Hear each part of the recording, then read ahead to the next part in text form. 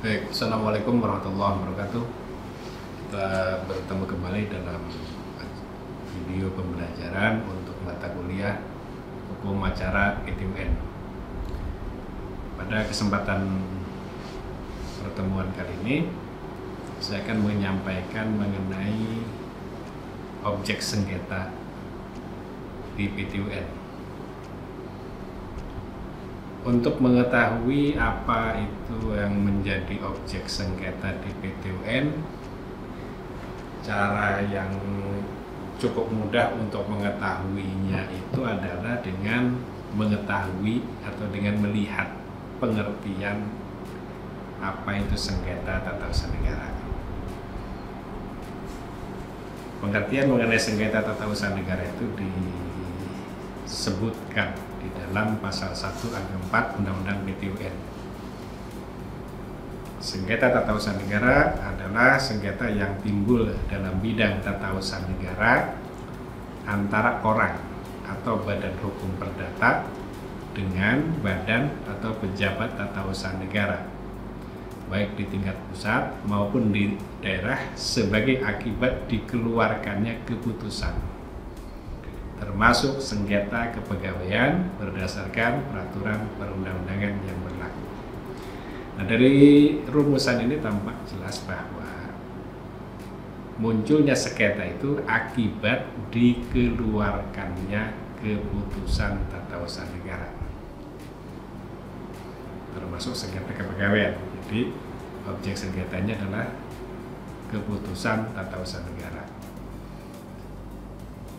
Sebenarnya di bidang kepegawaian pun pada akhirnya berupa keputusan, karena yang akan menjadi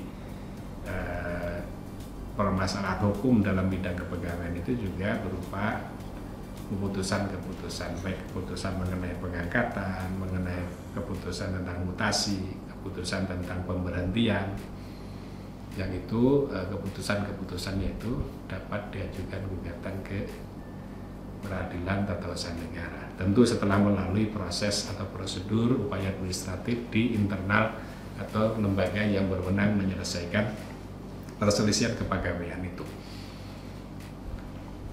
Untuk sengketa untuk sengketa tata usaha negara ini, yaitu berupa keputusan,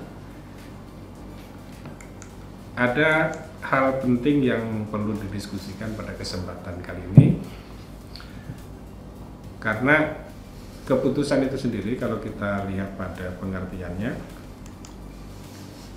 berdasarkan Undang-Undang PTUN, itu suatu penetapan tertulis yang dikeluarkan oleh badan atau pejabat tata usaha negara yang berdasarkan peraturan perundang-undangan yang berlaku, yang bersifat konkret, individual, dan final, yang menimbulkan akibat hukum bagi seseorang atau badan hukum perdata. Dari pengertian ini, maka untuk mengetahui macam-macam sengketa yang muncul dari keputusan ini, perlu dilihat unsur-unsur yang terdapat di dalamnya.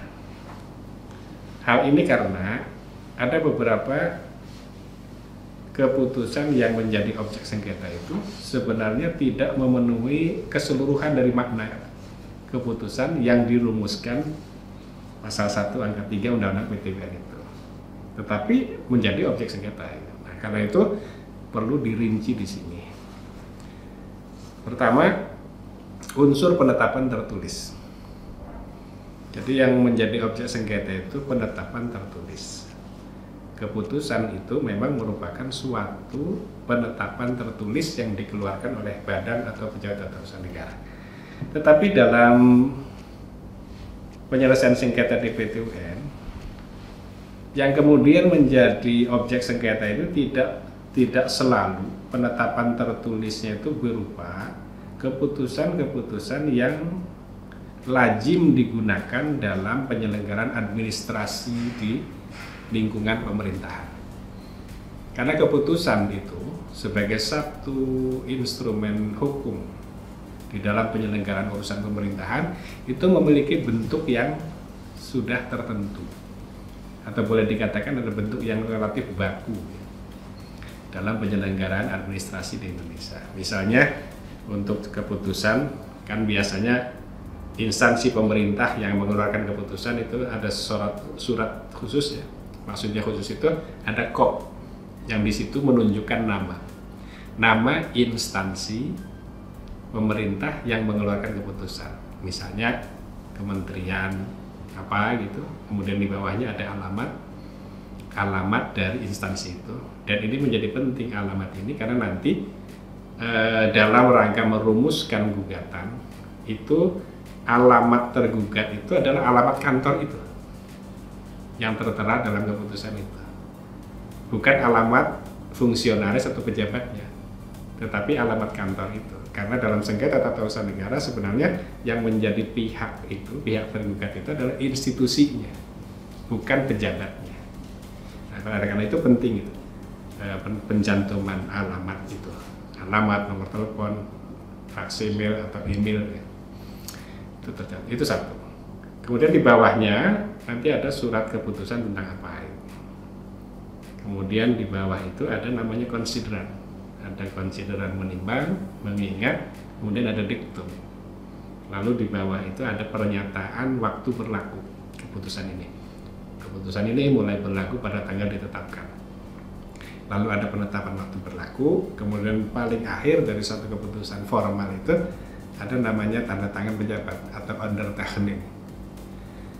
Itu merupakan bentuk dari keputusan. Nah, dalam penyelesaian sengketa di PT UN, bentuknya tidak selalu seperti itu. Jadi penetapan tertulis itu dapat saja objek sengketa itu muncul akibat adanya memo, akibat adanya nota atau sejenisnya yang dikeluarkan oleh pejabat tata usaha negara dan kemudian menimbulkan masalah hukum. Dalam konteks ini ada beberapa contoh-contoh putusan yang bentuknya itu penetapan tertulisnya itu bukan sebagaimana lazimnya keputusan tadi yang saya sebutkan, itu bentuknya itu dari kop surat sampai pada penandatanganan pejabat itu.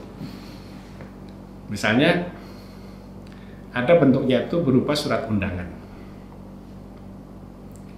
Jadi seorang wali kota di Jakarta pernah membuat surat undangan yang ditujukan pada seorang warga ya. Yang kebetulan warga itu berselisih tentang masalah tanah atau apa.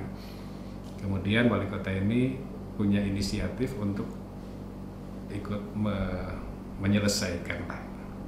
Kemudian orang yang bersengketa ini dikirim surat agar datang ke kantor wali kota. Nah, rupanya orang ini tidak terima dengan adanya surat undangan itu. Maka kemudian mengajukan surat undangan itu sebagai objek sengketa di PT UN. Bentuknya surat undangan.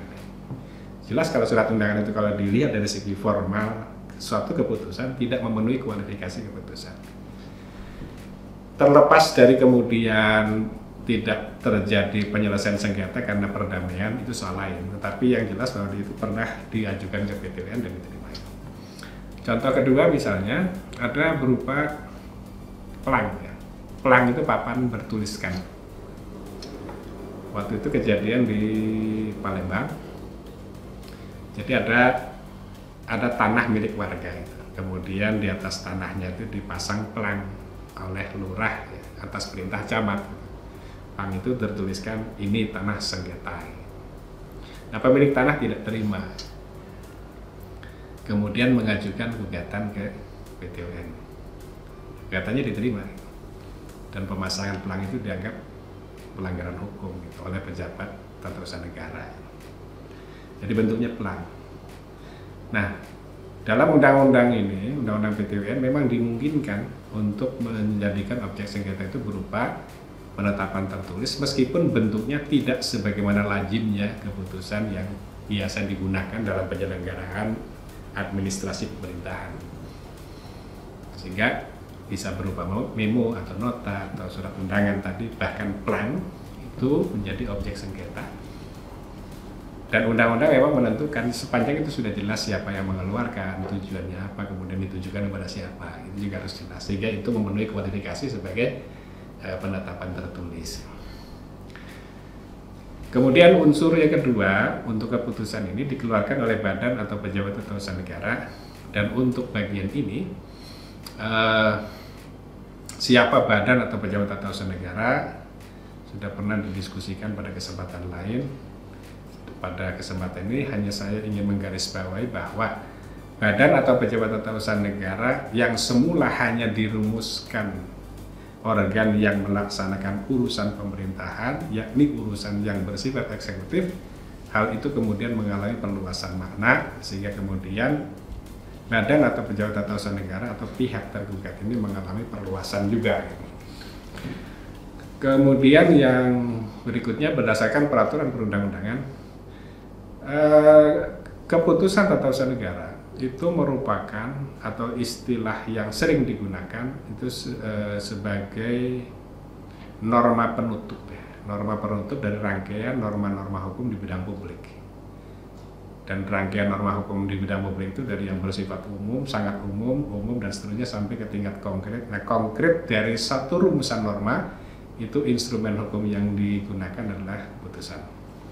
Karena itu sering disebut sebagai norma penutup atau ujung tombak dari satu rangkaian norma. Itulah sebabnya setiap keputusan pasti berdasarkan peraturan perundang-undangan yang berlaku, karena merupakan instrumen lebih lanjut dari suatu norma hukum yang bersifat publik. Gitu. Kemudian yang keempat, bersifat konkret, individual, dan final. Konkret artinya sesuatu yang diputuskan dalam keputusan itu jelas, tidak abstrak gitu. Kemudian individual artinya orang per orang tertentu, baik nama maupun alamatnya sudah jelas. Nah, ini untuk final. Final ini kalau dalam Undang-Undang PTWN disebutkan sudah definitif sehingga menimbulkan akibat hukum. Dalam penjelasan disebutkan kalau surat keputusan yang masih memerlukan persetujuan instansi lain belum disebut final.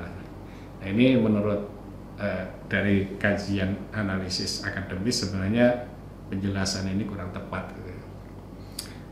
Karena apa? Karena keputusan yang masih memerlukan persetujuan instansi lain itu sebenarnya belum memenuhi syarat untuk diterbitkan. Sebab kalau ada keputusan yang masih memerlukan persetujuan instansi lain tetapi kemudian diterbitkan, itu sudah sejak awal sudah cacat secara prosedur. Oleh karena itu sebenarnya final itu dalam beberapa literatur itu tidak pernah dicantumkan. Terutama di literatur asing saya tidak menemukan itu istilah atau sifat final dari sebuah keputusan.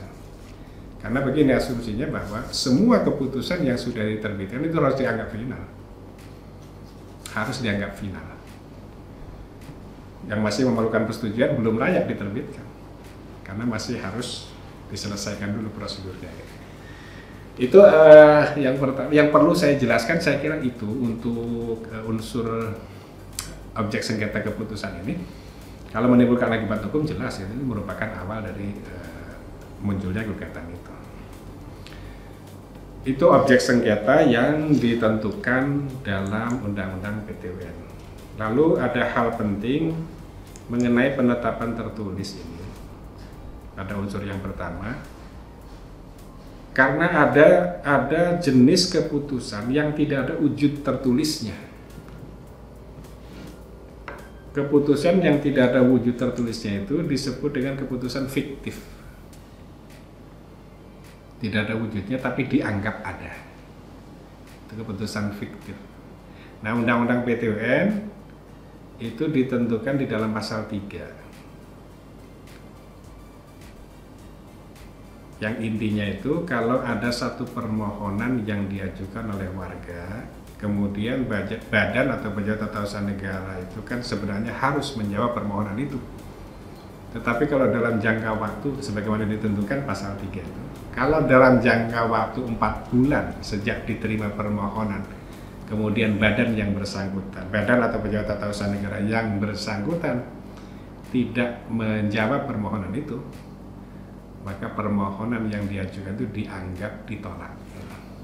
Makanya istilahnya disebut KTUN fiktif negatif. Negatif dalam arti itu dianggap ditolak itu. Nah, sekarang tidak lagi digunakan pasal itu.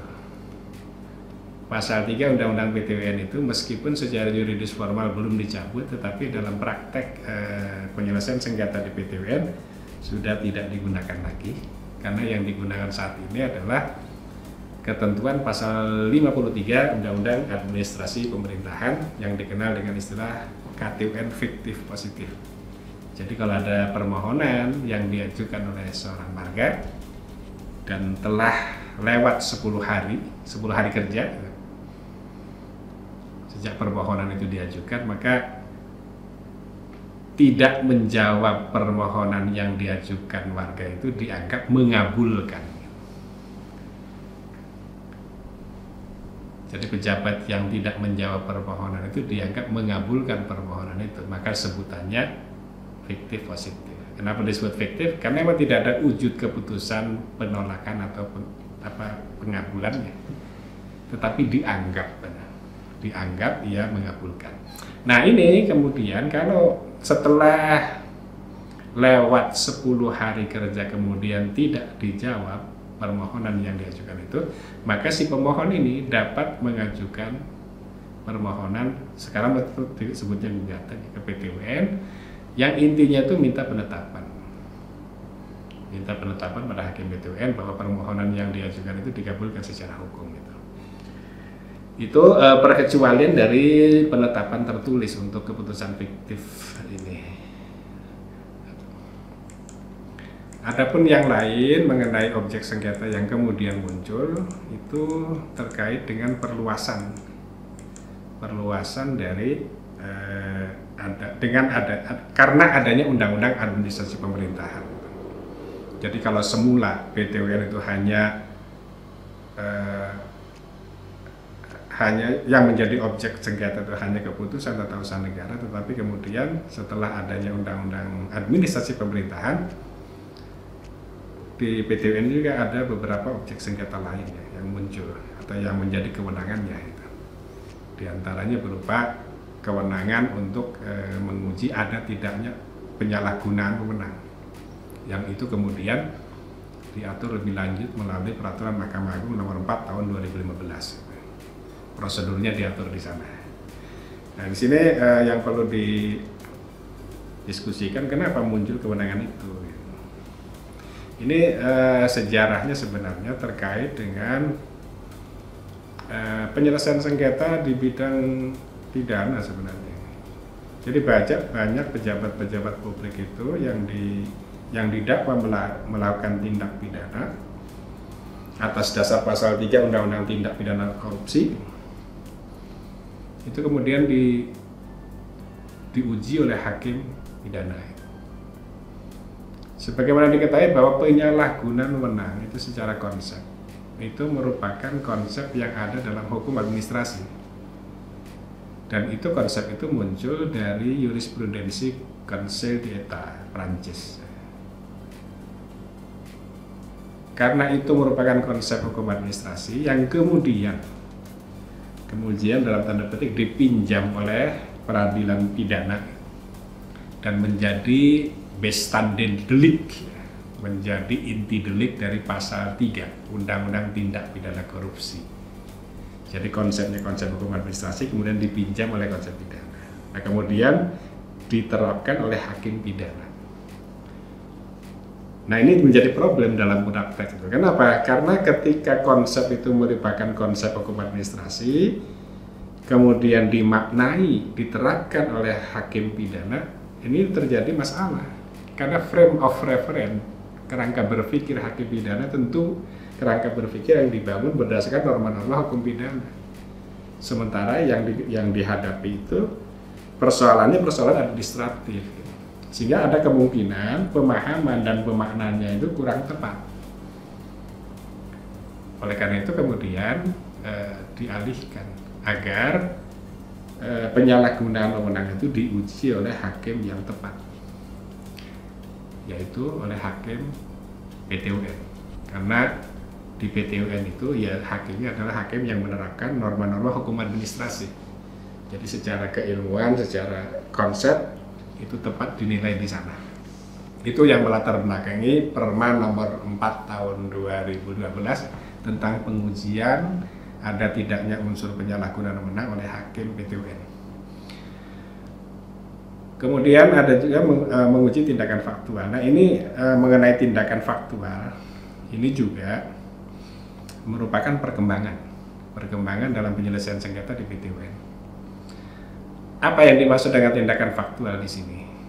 Tindakan faktual itu adalah tindakan yang sesungguhnya secara makna dari segi pengertian adalah tindakan-tindakan yang dilakukan oleh organ pemerintah tidak dimaksudkan untuk menimbulkan akibat hukum. Jadi suatu tindakan-tindakan biasa, ya fatalik, yang sebenarnya tidak ditujukan untuk menimbulkan akibat hukum. Ada banyak contoh tindakan faktual ini, misalnya pejabat publik menghadiri peresmian atau pembukaan acara apa gitu.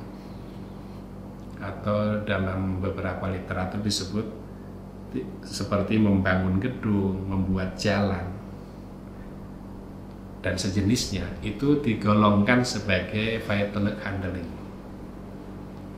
Jadi secara pengertian merupakan tindakan-tindakan yang tidak dimaksudkan untuk menimbulkan akibat hukum. Tetapi tindakan faktual itu dimungkinkan menimbulkan persoalan hukum. Nah, ketika menimbulkan persoalan hukum inilah yang harus diselesaikan. Contohnya begini, secara periodik biasanya di pinggir-pinggir jalan itu ada penebangan dahan, pohon atau dahan di pinggir jalan raya, jalan umum gitu. Itu biasanya yang menebang itu kan dari pihak PU. Ini tindakan menebang pohon oleh PU, oleh organ pemerintah, dalam hal ini adalah PU. Itu adalah tindakan faktual, menebang pohon itu. Tetapi ketika misalnya menebang pohon atau dahan itu kemudian menimpa rumah orang atau mobil orang, ini kan jelas ada pihak yang dirugikan. Tindakannya tindakan faktual, tapi kemudian menimbulkan kerugian bagi pihak lain. Bagaimana caranya pihak yang dirugikan ini? Punya hak apa? Ya dia dapat mengajukan gugatan ke peradilan, ke lembaga peradilan. Selama ini untuk tindakan faktual yang dilakukan oleh pemerintah itu, kalau kemudian menimbulkan kerugian pihak lain, itu dikenal dengan tindakan perbuatan melawan hukum, perbuatan melanggar hukum ya. Atau dalam istilah Belandanya itu onrechtmatige overheden, perbuatan pemerintah yang tidak sesuai dengan hukum atau yang menimbulkan kerugian. Nah, selama ini diselesaikan oleh oleh pengadilan umum. Jadi tindakan pemerintah yang menimbulkan kerugian bagi pihak lain itu diselesaikan melalui peradilan umum atas dasar pasal 1365 KUH Perdata. Nah, itu kemudian setelah berlaku Undang-Undang Administrasi Pemerintahan dipindahkan kewenangan itu yang semula menjadi kewenangan pengadilan umum kemudian dipindahkan menjadi kewenangan pengadilan tata usaha negara, menjadi kewenangan PT UN. Ini ada beberapa contoh kasus dari tindakan faktual itu. Karena itu register perkaranya itu menggunakan kode TF, artinya tindakan faktual yang sebenarnya tentu tindakan faktual dalam konteks ini yang mengandung unsur merugikan pihak lain. Sehingga sebenarnya tindakan faktual dalam konteks ini sama dengan onrechtmatige overheden. Saya kira itu yang bisa disampaikan pada kesempatan ini. Demikian, diakhiri dengan Assalamualaikum warahmatullahi wabarakatuh.